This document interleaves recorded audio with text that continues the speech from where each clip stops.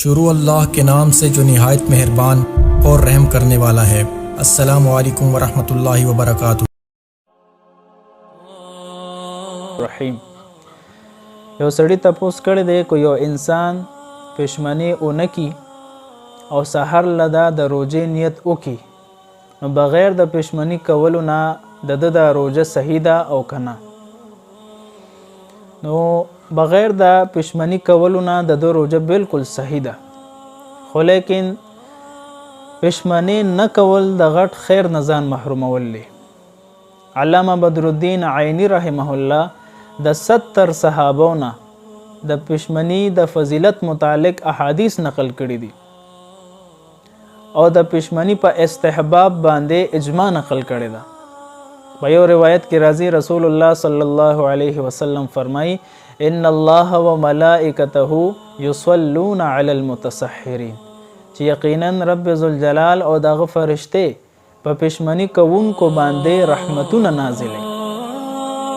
په یو روایت کې دام شته تسحروا فإن فی السحور برکه، تاسو پښیماني کوئ ځکه پښیماني کولو کې برکت دی، او د برکت ترجمه علماو په اجر او ثواب سره کړې ده.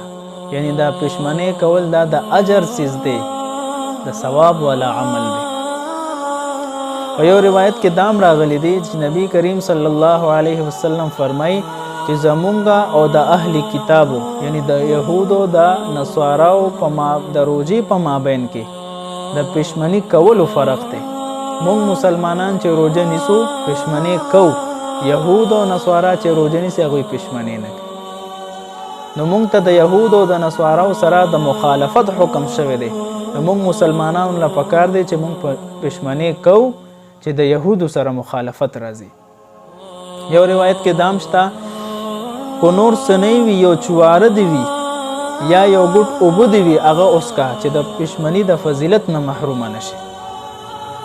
ایو مشهوره خبره ده رحمت خداوندی بهانه می جوید، د الله رحمت بانه تلاش کوي، بانه غواړي.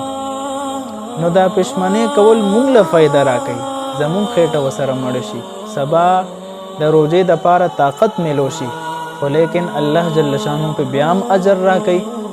وجه څه ده؟ وجه په حدیث مبارک کې ده چې نبی علیه السلام فرمایي الصیام لی و انا اجزی به، چې روژه زما دپاره ده او زه به د روژې بدله ورکړم.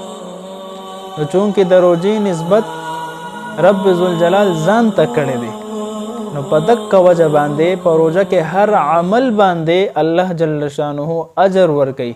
نو پښیماني هم دا د روژې دپاره یو عمل دی، نو په دغه پښیماني باندې هم الله جل شانه اجر ورکوي. بیا چونکې زمونږ فقهاو لیکلی دي چې پښیماني کولو کې مستحب دا دی چې دا د لیټ وکړی شي، پښیماني کې تاخیر افضل دی. صاحب د کشاف لیکلی دی چې دا غونډه شپه به په شپږو حصو باندې تقسیم کړي او شپږمه حصه چې کومه راځي په هغه شپږمه حصه کې به یې پښیماني وکړي، نو دا تاخیر شو او دا مستحب هم دی. خو لیکن ډېر خلک د دې پښیماني د خیر نه محروم وي، پښیماني نه کوي، یا سار راپاسي همداسې نیت وکړي، یا د شپې روټۍ وخوري د تراوو نه پس او هغې نه پس بیا اوده شي بس سار ژمې له راپاسي، پښیماني ونه کړي. نو داسې نه دي کول پکار، پښیماني خامخا کول پکار دي. خدای دې کړي که یو کجوره ولې نه وي، یو ګیلاس اوبه ولې نه وي چې د پښیماني د فضایلو نه محروم نه شي. الله دې د عمل کولو توفیق راکړي. والسلام.